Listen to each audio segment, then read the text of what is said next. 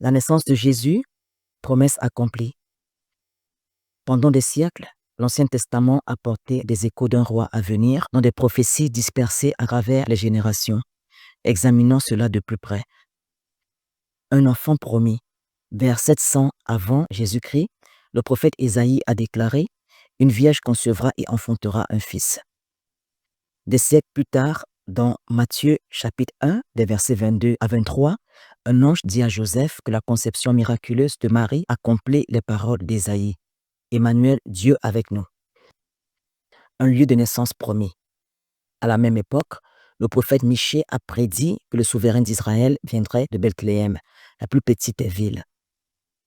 Dans Matthieu chapitre 2, le verset 1, Jésus naît précisément en ce lieu, accomplissant l'ancienne prophétie à la lettre.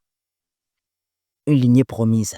Dans le livre de la Genèse, vers 1400 avant Jésus-Christ, Dieu a déclaré que le Messie viendrait de la tribu de Juda.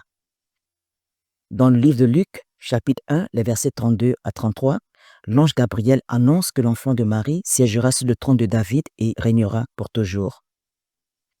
Une lumière promise. Une fois de plus, Ésaïe a proclamé « Le peuple qui marchait dans les ténèbres a vu une grande lumière ».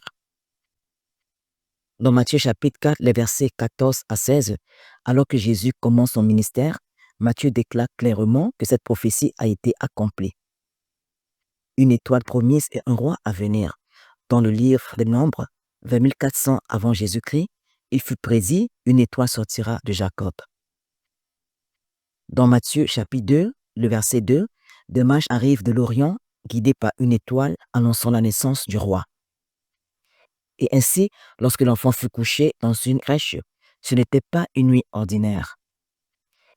Chaque détail, la mère vierge, la tribu, la lignée, le village, le moment, les signes, avaient été prédits bien avant que cela n'arrive. Et si les prophéties de sa première venue ont été accomplies si parfaitement, combien plus devons-nous prendre au sérieux celles qui restent à être accomplies concernant sa seconde venue et le règne éternel du roi des rois sur la terre. Son retour prochain sera la finale.